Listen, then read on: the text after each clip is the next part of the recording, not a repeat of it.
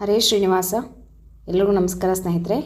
ಇವತ್ತು ವಟಸಾವಿತ್ರಿ ಹುಣ್ಣಿಮೆ ಯಾವತ್ತು ಬಂದಿದೆ, ಯಾವತ್ತು ನಾವು ವಟಸಾವಿತ್ರಿ ಹುಣ್ಣಿಮೆಯನ್ನು ಆಚರಣೆಯನ್ನು ಮಾಡಬೇಕು, ಪೂಜೆಯನ್ನು ಹೇಗೆ ಮಾಡ್ಕೋಬೇಕು, ಎಲ್ಲ ವಿಷಯವನ್ನು ನಿಮಗೆ ತಿಳಿಸ್ಕೊಡ್ತೀನಂತೆ. ಮೊದಲನೇದಾಗಿ ಯಾವ ದಿನ ವಟಸಾವಿತ್ರಿ ಹುಣ್ಣಿಮೆ ಬಂದಿದೆ, ಯಾತಕ್ಕೋಸ್ಕರ ನಾವು ಈ ಪೂಜೆಯನ್ನು ಮಾಡ್ಕೋಬೇಕು ಅಂತ ನಿಮಗೆ ತಿಳಿಸ್ಕೊಡ್ತೀನಿ.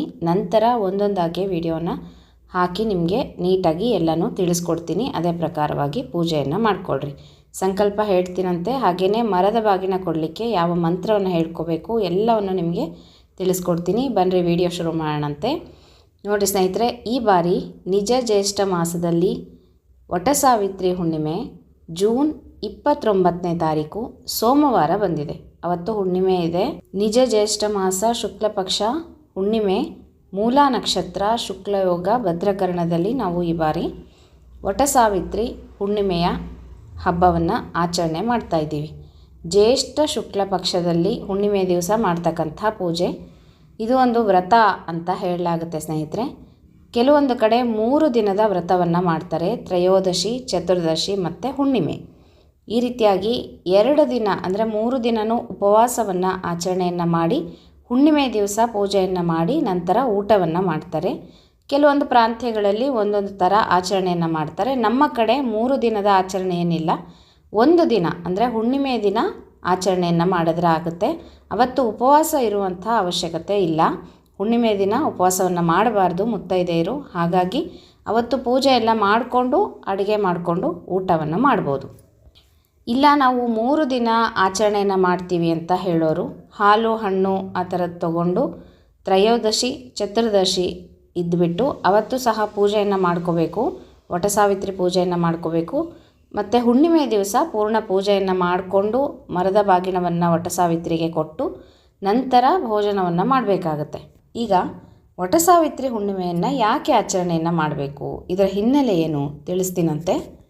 ಇನ್ನೊಂದು ವಿಷಯ ಸ್ನೇಹಿತರೆ, ಇದು ಪದ್ಧತಿ ಇರೋರು ಮಾಡಬೇಕಾ ಹಾಗೇನೂ ಇಲ್ಲ. ಪ್ರತಿಯೊಬ್ಬ ಮುತ್ತೈದೆಯರು ಸಹ ವಟಸಾವಿತ್ರಿ ಪೂಜೆಯನ್ನು ತಪ್ಪದೇ ಮಾಡ್ಕೋಬೇಕು. ಗಂಡನ ಆಯುಷ್ಯ ವೃದ್ಧಿಗಾಗಿ, ದೀರ್ಘ ಸೌಮಂಗಲ್ಯತ್ವಕ್ಕಾಗಿ ಈ ಪೂಜೆಯನ್ನು ಎಲ್ಲ ಮುತ್ತೈದೆಯರು ತಪ್ಪದೇ ವಟಸಾವಿತ್ರಿ ಪೂಜೆಯನ್ನು ಮಾಡ್ಕೋಬೇಕಾಗುತ್ತೆ.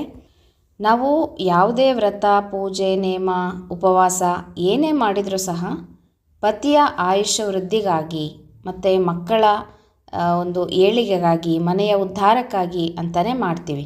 ಹಾಗಾಗಿ ಪತಿಯ ಒಂದು ಏಳಿಗೆಗಾಗಿ, ಹಾಗೆಯೇ ತವರು ಮನೆಯ ಒಂದು ಅಭಿವೃದ್ಧಿ, ಅತ್ತೆ ಮನೆಯ ಅಭಿವೃದ್ಧಿ ಎರಡೂ ಆಗುತ್ತೆ.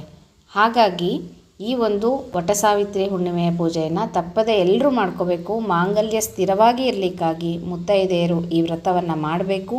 ಈ ವ್ರತವನ್ನು ಮಾಡಿದ್ರೆ ಪತಿಯ ಆಯುಷ್ಯು ವೃದ್ಧಿಯಾಗುತ್ತೆ. ಪ್ರತಿಯೊಂದು ಮುತ್ತೈದೆಯರು ಸಹ ಮಾಡ್ತಕ್ಕಂಥ ಪೂಜೆ ಇದು.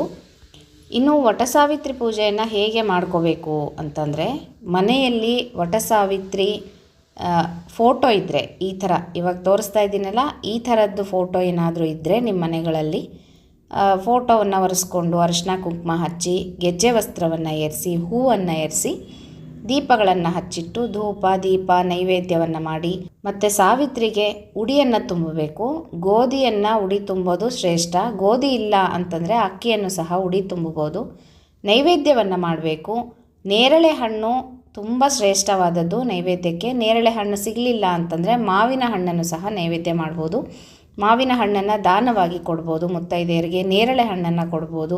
ಈ ರೀತಿಯಾಗಿ ಸಾವಿತ್ರಿ ಪೂಜೆಯನ್ನು ಮಾಡ್ಕೋಬೇಕಾಗುತ್ತೆ. ಫೋಟೋ ಇಲ್ಲ ಮನೆಗಳಲ್ಲಿ ಅಂತಂದರೆ ನಾನು ಒಂದು ರಂಗೋಲಿಯನ್ನು ಹಾಕಿ ತೋರಿಸ್ತೀನಂತೆ. ವಟವೃಕ್ಷವನ್ನು ಹಾಕಿ, ಅಂದರೆ ಆಲದ ಮರ ಅಂತ ಹೇಳ್ತೀವಿ. ವಟವೃಕ್ಷ ಅಂದರೆ ಆಲದ ಮರ.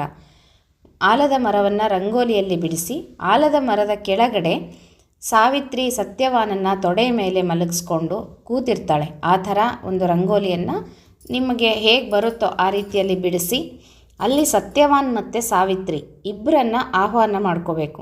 ಸತ್ಯವಾನನ್ನು ಬದುಕಿಸಿದಂತಹ ಸಾವಿತ್ರಿ ಯಮನಲ್ಲಿ ಹೋರಾಡಿ, ಯಮನ ಹಿಂದೆ ಹೋಗಿ ಯಮನ ಒಟ್ಟಿಗೆ ಹೋರಾಡಿ ತನ್ನ ಪತಿಯನ್ನು ಬದುಕಿಸ್ಕೊಂಡು ಬಂದಿರ್ತಾಳೆ ಸಾವಿತ್ರಿ. ಹಾಗಾಗಿ ಸತ್ಯವಾನ್ ಸಾವಿತ್ರಿಯ ಪೂಜೆ ತುಂಬ ಶ್ರೇಷ್ಠವಾದದ್ದು. ಆ ರೀತಿಯಲ್ಲಿ ರಂಗೋಲಿಯನ್ನು ಬಿಡಿಸಿ ರಂಗೋಲಿಗೇ ಪೂಜೆಯನ್ನು ಮಾಡ್ಬೋದು. ಅಥವಾ ನಿಮ್ಮ ಮನೆಯ ಹತ್ತಿರ ಆಲದ ಮರ ಇತ್ತು ಅಂದರೆ ಆಲದ ಮರಕ್ಕೆ ಹೋಗಿ ಅಲ್ಲಿ ನೀವು ಪೂಜೆಯನ್ನು ಮಾಡಿಕೊಂಡು ಯಾರಿಗಾದರೂ ಮುತ್ತೈದೆಗೆ ದಾನಗಳನ್ನು ಕೊಟ್ಟು ಬರ್ಬೋದು. ನಿಮ್ಮ ಅನುಕೂಲ ಹೇಗಾದರೂ ಮಾಡಿರಿ. ಫೋಟೋ ಇಲ್ಲ ಅಂದರೆ ಅದು ಈಗ ಆನ್ಲೈನಲ್ಲಿ ಎಲ್ಲ ಕಡೆ ಸಿಗ್ತಾಯಿದೆ ಸ್ನೇಹಿತರೆ. ಒಂದು ಕಾಪಿ ನೀವು ತೊಗೊಂಡು ಇನ್ನೂ ಟೈಮ್ ಇದೆ, ಫ್ರೇಮ್ ಹಾಕಿಸ್ಕೊಂಡು ಇಟ್ಕೋಬೋದು. ಆವಾಗವಾಗ ನೀವು ಪೂಜೆ ಮಾಡಲಿಕ್ಕೆ ಉಪಯೋಗ ಆಗುತ್ತೆ ಮನೆಯಲ್ಲಿ ಇತ್ತು ಅಂದರೆ. ಇಲ್ಲ ಹಾಗೇನು ನಮ್ಮ ಮನೇಲಿ ಫೋಟೋ ಇಲ್ಲ ಆಗೋದಿಲ್ಲ ಅಂತ ಹೇಳೋರು ರಂಗೋಲಿಯಲ್ಲಿ ಬಿಡಿಸ್ರಿ. ಇಲ್ಲ ಅಂದರೆ ಆಲದ ಮರಕ್ಕೆ ಹೋಗಿ ಪೂಜೆಯನ್ನು ಮಾಡಿಕೊಂಡು ಬರ್ಬೋದು. ಸಾವಿತ್ರಿ ಯಾರು ಅಂತಂದರೆ ಪರಮಾತ್ಮನ ಸಾವಿತ್ರಿಯ ರೂಪ, ಸ್ತ್ರೀ ರೂಪ, ಭಗವಂತನ ಸ್ತ್ರೀ ರೂಪನೇ ಸಾವಿತ್ರಿ ಅಂತ ಹೇಳಲಾಗುತ್ತೆ. ಬ್ರಹ್ಮದೇವರ ಪತ್ನಿಯಲ್ಲೂ ಸಹ ಈ ಒಂದು ಸಾವಿತ್ರಿ ರೂಪ ಇದೆ ಅಂತ ಹೇಳಲಾಗುತ್ತೆ. ಮತ್ತು ಮನೆಗಳಲ್ಲಿ ಪಾರ್ವತಿ ಪರಮೇಶ್ವರರ ಫೋಟೋ ಇತ್ತು ಅಂದರೆ ಅವತ್ತು ಸೋಮವಾರ ಬಂದಿದೆ ಪೂಜೆ, ಹುಣ್ಣಿಮೆ ದಿವಸ. ಹಾಗಾಗಿ ವಿಶೇಷವಾಗಿ ಪಾರ್ವತಿ ಪರಮೇಶ್ವರರ ಪೂಜೆಯನ್ನು ಸಹ ಮಾಡಿಕೊಡ್ರಿ. ದಾಂಪತ್ಯ ಜೀವನಕ್ಕೆ ಪಾರ್ವತಿ ಪರಮೇಶ್ವರರ ಆಶೀರ್ವಾದ ತುಂಬ ಮುಖ್ಯ. ಹಾಗಾಗಿ ಪಾರ್ವತಿ ಪರಮೇಶ್ವರರ ಫೋಟೋ ಇತ್ತು ಅಂದರೆ ಅದಕ್ಕೇ ಪೂಜೆ ಮಾಡ್ಬೋದು. ಅಥವಾ ಲಕ್ಷ್ಮೀದೇವಿ ಫೋಟೋ ಇತ್ತು ಅಂದರೆ ಲಕ್ಷ್ಮೀದೇವಿ ಫೋಟೋಕ್ಕೂ ಪೂಜೆ ಮಾಡ್ಬೋದು. ಲಕ್ಷ್ಮೀನಾರಾಯಣರ ಫೋಟೋಕ್ಕೂ ಮಾಡ್ಬೋದು. ವೆಂಕಟರಮಣ ಪದ್ಮಾವತಿ ಫೋಟೋಕ್ಕೂ ಮಾಡ್ಬೋದು. ಏನಾದರೂ ಪರವಾಗಿಲ್ಲ, ಅನುಸಂಧಾನ ಹೊಂದಿರಬೇಕಷ್ಟೇ. ನಾವು ಸತ್ಯವಾನ್ ಸಾವಿತ್ರಿಯ ಪೂಜೆಯನ್ನು ಮಾಡ್ತಾ ಇದ್ದೀವಿ ದೀರ್ಘ ಸೌಮಂಗಲ್ಯತ್ವಕ್ಕಾಗಿ. ಅದು ಒಂದು ಉದ್ದೇಶದಿಂದ ನೀವು ಅದನ್ನು ಮನಸ್ಸಲ್ಲಿ ಇಟ್ಕೊಂಡು ಯಾವ ದೇವರ ಫೋಟೋಕ್ಕಾದರೂ ನೀವು ಪೂಜೆಯನ್ನು ಮಾಡ್ಕೋಬೋದು.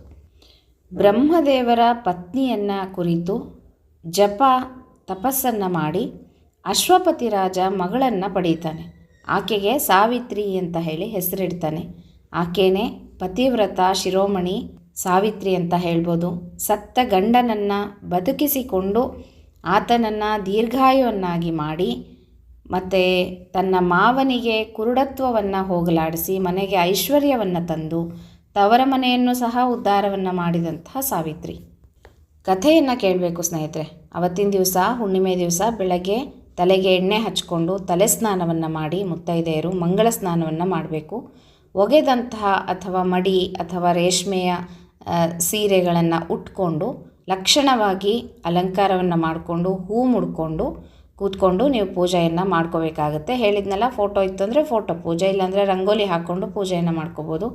ಎಲ್ಲವನ್ನು ಪೂಜೆಗೆ ಮುಂಚೆನೇ ಅಣಿ ಮಾಡಿ ಇಟ್ಕೋಬೇಕು. ಉಡಿ ತುಂಬಲಿಕ್ಕಾಗಿ ಗೋಧಿ ಅಥವಾ ಅಕ್ಕಿ ಮತ್ತು ಬಳೆ, ಅರಿಶಿಣದ ಬೇರು, ಅಡಿಕೆ 5 ಇಟ್ಕೋಬೋದು ಅಥವಾ 2 ಇಟ್ಕೋಬೋದು. ಹೀಗೆ ಎಲ್ಲ ಮಂಗಳ ದ್ರವ್ಯಗಳನ್ನು ಪೂಜೆಗಾಗಿ ಇಟ್ಕೋಬೇಕು. ಅರಿಶಿಣ, ಕುಂಕುಮ, ಅಕ್ಷತೆ, ಹೂವು, ಗೆಜ್ಜೆ ವಸ್ತ್ರ 18+2 ಗೆಜ್ಜೆ ವಸ್ತ್ರ ಇಟ್ಕೋಬೇಕು. ಮತ್ತು ನೈವೇದ್ಯ ಮಾಡಲಿಕ್ಕಾಗಿ ನೇರಳೆ ಹಣ್ಣನ್ನು ಇಟ್ಕೋಬೋದು ಅಥವಾ ಮಾವಿನ ಹಣ್ಣನ್ನು ಇಟ್ಕೋಬೋದು. ಅಡುಗೆ ನೈವೇದ್ಯವನ್ನು ಸಹ ಮಾಡ್ಬೋದು. ಈ ರೀತಿಯಾಗಿ ಎಲ್ಲವನ್ನು ಜೋಡಿಸಿ ಇಟ್ಕೊಂಡು ಪೂಜೆಗೆ ಕೂತ್ಕೋಬೇಕಾಗತ್ತೆ. ಪೂಜಾ ವಿಧಾನವನ್ನು ಹೇಗೆ ಮಾಡ್ಕೋಬೇಕು ಮತ್ತು ರಂಗೋಲಿಯನ್ನು ಹೇಗೆ ಹಾಕಬೇಕು ಅಂತ ನೆಕ್ಸ್ಟ್ ವಿಡಿಯೋದಲ್ಲಿ ನಿಮಗೆ ತಿಳಿಸ್ಕೊಡ್ತೀನಿ. ಮೊದಲಿಗೆ ಗಣಪತಿ ಪೂಜೆಯನ್ನು ಮಾಡಿಕೊಂಡು ನಂತರ ಸಾವಿತ್ರಿ ಪೂಜೆಯನ್ನು ಮಾಡಬೇಕಾಗತ್ತೆ. ತುಪ್ಪದ ದೀಪಗಳನ್ನು ರೆಡಿ ಮಾಡಿ ಇಟ್ಕೋಬೇಕು. ಎಣ್ಣೆ ದೀಪಗಳನ್ನು ಇಟ್ಕೋಬೇಕು 2 ಮತ್ತು ಧೂಪವನ್ನು ಇಟ್ಕೋಬೇಕು. ಆರತಿ ಮಾಡಲಿಕ್ಕಾಗಿ ನೀಲಾಂಜನದಲ್ಲಿ 2 ಬತ್ತಿಗಳನ್ನು ಹಾಕಿ ಇಟ್ಕೋಬೇಕು. ಈ ರೀತಿ ಪೂಜೆಗೆಲ್ಲ ಏನೇನು ಇಟ್ಕೋಬೇಕು ಅಂತ ನಿಮಗೆ ಗೊತ್ತಿರುತ್ತೆ. ಎಲ್ಲ ಸಾಮಗ್ರಿಗಳನ್ನು ಇಟ್ಕೋಬೇಕಾಗತ್ತೆ. ಪೂಜೆಯನ್ನು ಮಾಡಿಕೊಂಡು ಉಡಿಯನ್ನು ತುಂಬಿ ನೈವೇದ್ಯ ಮಾಡಿ ಆರತಿ ಮಾಡಿ ನಂತರ ಕಥೆಯನ್ನು ಓದ್ಕೋಬೇಕು. ಸತ್ಯವಾನ್ ಸಾವಿತ್ರಿಯ ಕಥೆ. ಆ ಕಥೆಯನ್ನು ನಾನು ನಿಮಗೆ ವಿಡಿಯೋ ಕಳಿಸ್ತೀನಿ. ಪುಸ್ತಕ ಸಿಗುತ್ತೆ, ನಮಗೆ ಬುಕ್ ಸ್ಟೋರಲ್ಲಿ ಸಿಗುತ್ತೆ, ಎಲ್ಲಾದರೂ ಈ ದೇವರ ಪುಸ್ತಕಗಳನ್ನು ಮಾರುವಲ್ಲಿ ಸಿಗುತ್ತೆ, ನೋಡ್ಕೊಳ್ರಿ. ಇಲ್ಲ ಆನ್ಲೈನಲ್ಲಿ ಸಿಗುತ್ತೇನೋ ಚೆಕ್ ಮಾಡ್ಕೊಳ್ರಿ. ಪುಸ್ತಕ ಸಿಕ್ಕರೆ ನೀವು ತೊಗೊಂಡು ಬಂದು ಕಥೆಯನ್ನು ಓದ್ಕೋಬೋದು. ಇಲ್ಲ ಅಂದರೆ ನಾನು ವಿಡಿಯೋ ಕಳಿಸಿರ್ತೀನಿ. ನೀವು ಶ್ರದ್ಧೆಯಿಂದ ಕೈಯಲ್ಲಿ ಅಕ್ಷತೆ ಹಿಡ್ಕೊಂಡು ಕೂತ್ಕೊಂಡು ಕಥೆಯನ್ನು ಕೇಳಿ ಅಕ್ಷತೆಯನ್ನು ಹಾಕಿ ಕೃಷ್ಣಾರ್ಪಣ ಹೇಳಿದರೆ ಸಾಕಾಗುತ್ತೆ. ಈ ರೀತಿಯಲ್ಲಿ ಅವತ್ತಿನ ದಿವಸ ಅಂದರೆ ಹುಣ್ಣಿಮೆ ದಿವಸ ಸೋಮವಾರ ಎಲ್ಲರೂ ಪೂಜೆಯನ್ನು ಮಾಡ್ಕೊಳ್ರಿ. ರುದ್ರದೇವರ ಬತ್ತಿಯನ್ನು ತಪ್ಪದೇ ಹಚ್ಚಿಡ್ರಿ. ರುದ್ರದೇವರ ಪಾರ್ವತಿ ದೇವಿಯ ಆರಾಧನೆಯನ್ನು ಸಹ ಅವತ್ತು ತಪ್ಪದೇ ಮಾಡಿಕೊಳ್ಳ್ರಿ. ಇನ್ನು ಮುಂದಿನ ವಿಡಿಯೋದಲ್ಲಿ ಪೂಜಾ ವಿಧಾನವನ್ನು ತಿಳಿಸ್ಕೊಡ್ತೀನಿ. ಸಂಕಲ್ಪ ಹೇಗೆ ಮಾಡ್ಕೋಬೇಕು, ಪೂಜೆಯನ್ನು ಹೇಗೆ ಮಾಡ್ಕೋಬೇಕು ತಿಳಿಸ್ಕೊಡ್ತೀನಂತೆ. ಎಲ್ಲ ಮುತ್ತೈದೆಯರು ತಪ್ಪದೇ ವಟಸಾವಿತ್ರಿ ಹುಣ್ಣಿಮೆಯನ್ನು ಆಚರಣೆಯನ್ನು ಮಾಡಿಕೊಂಡು ಸಾವಿತ್ರಿ ಹೇಗೆ ಯಮನಿಂದ ಹೋರಾಡಿ ಸತ್ಯವಾನನನ್ನು ಬದುಕಿಸಿಕೊಂಡ್ಲೋ ಅದೇ ರೀತಿಯಲ್ಲಿ ನಮ್ಮ ಪತಿಯರ ಆಯುಷ್ಯವನ್ನು ವೃದ್ಧಿ ಮಾಡ್ತಾ ದೀರ್ಘ ಸೌಮಂಗಲ್ಯತ್ವಕ್ಕಾಗಿ ಈ ಪೂಜೆಯನ್ನು ತಪ್ಪದೆ ಮಾಡೋಣ ಅಂತ ಹೇಳ್ತಾ ನಾನು ಸಹ ಮಾಡ್ತೀನಿ, ನೀವು ಸಹ ಮಾಡಿರಿ. ಮುಂದಿನ ವಿಡಿಯೋಲ್ಲಿ ನಿಮಗೆ ಪೂಜೆಯ ವಿಧಾನವನ್ನು ತಿಳಿಸ್ಕೊಡ್ತೀನಿ ಸ್ನೇಹಿತರೆ. ಮತ್ತೆ ಸಿಗ್ತೀನಂತೆ. ಹರೇ ಶ್ರೀನಿವಾಸ.